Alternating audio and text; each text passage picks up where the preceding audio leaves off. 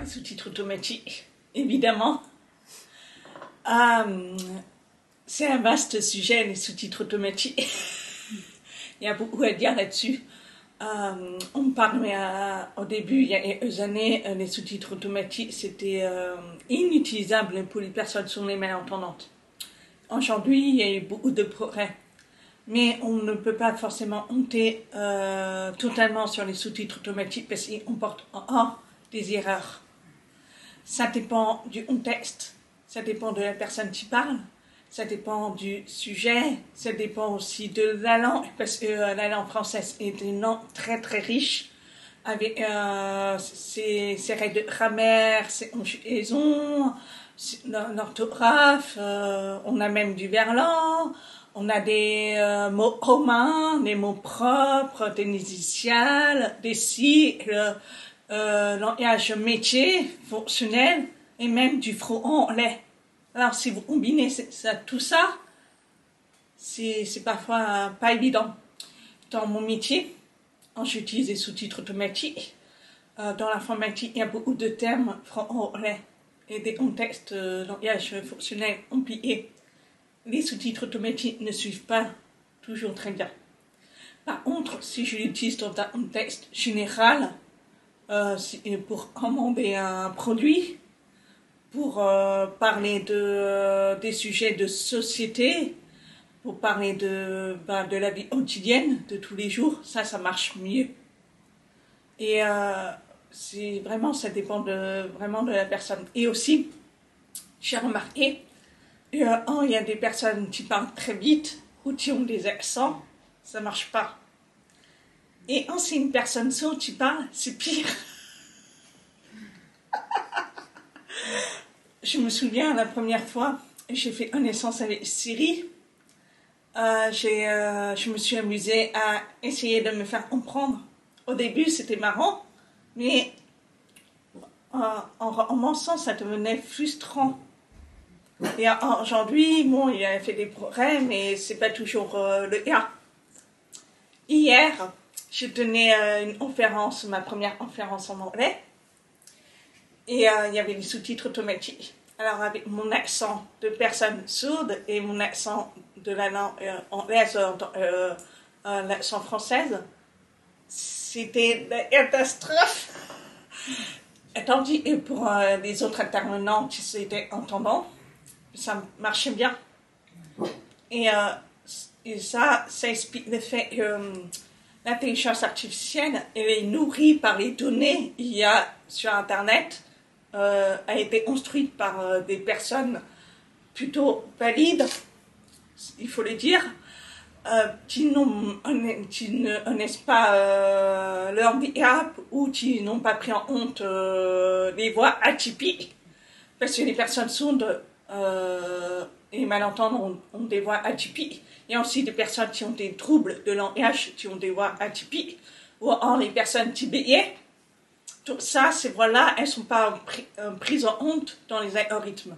Et qui impliquent un peu mieux un peu plus dans la réalisation des sous-titres automatiques.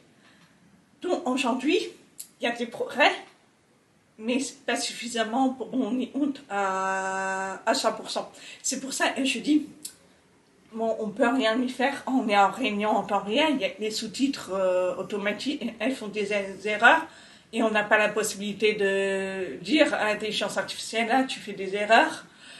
Donc, on doit faire une expérience mentale pour dire, c'est pas bon là, donc il faut, est-ce que j'ai entendu? Ou est-ce qu'il faut que je lise aussi sur les lettres? Donc, en fait, on a une charge mentale très très élevée, parce qu'on sait que les sous-titres automatiques sont pas toujours fiables, donc on est en constante vigilance pour à la fois essayer d'écouter si on a des appareils, essayer de lire sur les lettres si l'image est bonne, tout en capturant les sous-titres. Et du coup, au bout d'un moment, c'est très très fatigant. Et bon, ça, il y a des progrès à faire. Mais par contre, si on réalise des vidéos et on met en ligne plus tard, là, ce qui est bien, c'est qu'on peut utiliser les outils automatiques pour réaliser les sous-titres, à condition qu'on enrichisse derrière Ça, c'est important de pouvoir enrichir.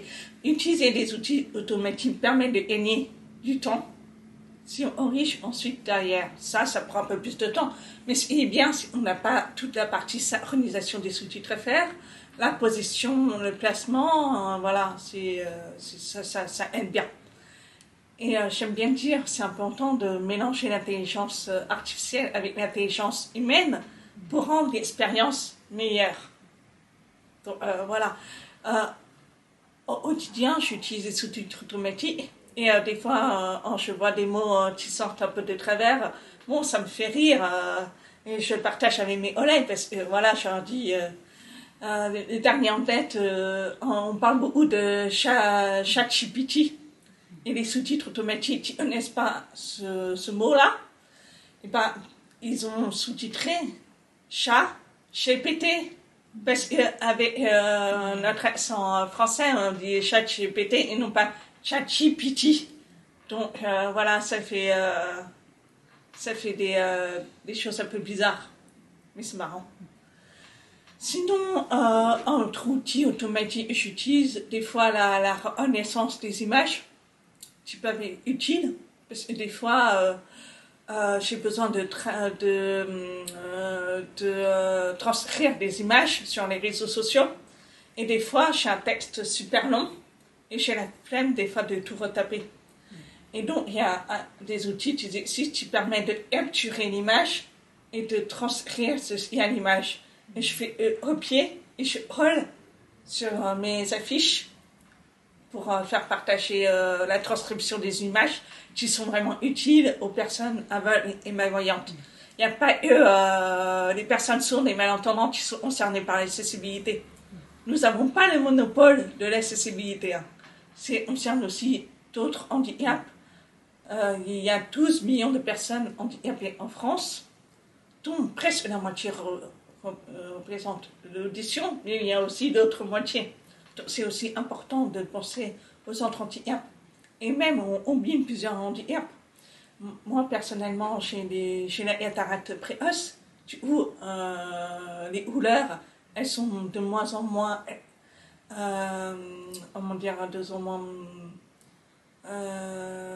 claires pour moi. J'ai du mal à discerner certaines couleurs. Et même, je suis devenue complètement photosensible, donc les couleurs claires, les miennes, tout ça, ça me gêne. Donc, quand je vois des sous-titres avec qui flashent sans arrêt ou qui sont de couleurs très très flash, ça me fait très mal aux yeux. Donc voilà, c'est important de prendre en compte que oui, c'est bien l'accessibilité, mais il faut aussi penser aux autres handicaps. Et si j'utilise d'autres outils automatiques, un jour, il y aura des avatars LPC. Vous m'avez dit, il y aura la LPC qui sera disponible prochainement en plus des avatars en langue des signes.